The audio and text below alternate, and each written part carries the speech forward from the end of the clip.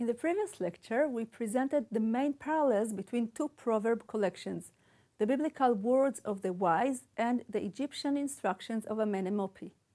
The close correspondences between the two works suggest that they are genetically related to one another. The anonymous wise men after whom the collection is named can now be identified.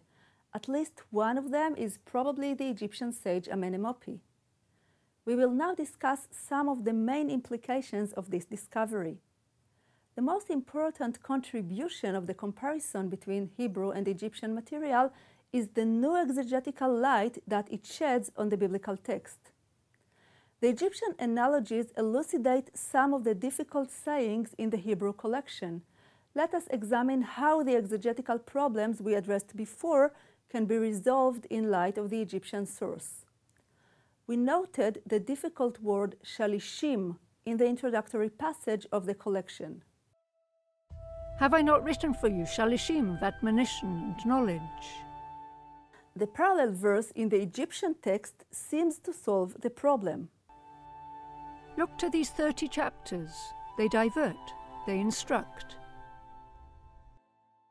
The instructions of Amenemope does indeed consist of 30 chapters. The Egyptian parallel thus suggests that the Hebrew word should not be read shalishim, but rather shloshim, in Hebrew 30. Originally, this verse probably stated that the words of the wise contains 30 wisdom sayings. This division of the collection is inspired by the instructions of Amenemope. But does the Hebrew collection really comprise 30 units? This division is not explicitly marked in the biblical text. Yet, when attempting to count the instructions, many scholars have concluded that the collection does indeed contain 30 instructions, probably under the inspiration of the instructions of Amenemope. To clarify, the Hebrew collection is significantly shorter than the Egyptian source. The Hebrew collection possibly consists of 30 sayings. The Egyptian collection includes 30 chapters. This specific connection relates to the number of units rather than to their length or content. Another exegetical issue we presented before regards the vague reference to sending the young man somewhere and asking him to give an answer to someone. To teach you what is right and true, to give answer to those who sent you. The parallel saying in the instructions of Amenemope clarifies this issue.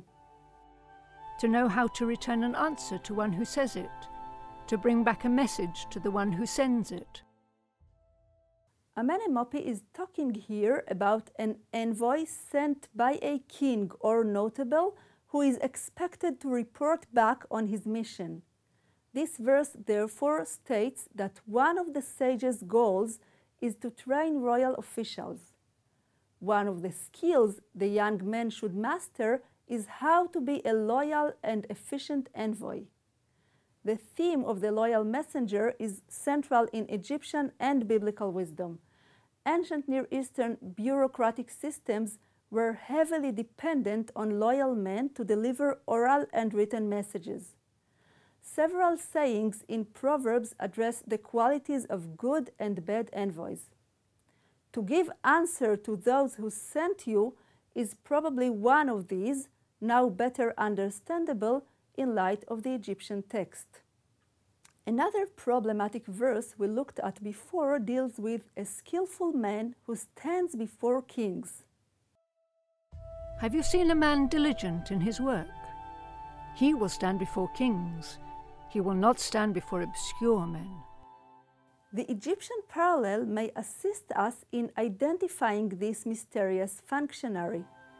As for the scribe adept in his office, he will be found worthy to be a courtier. The person referred to in Proverbs is thus most probably a well-trained scribe.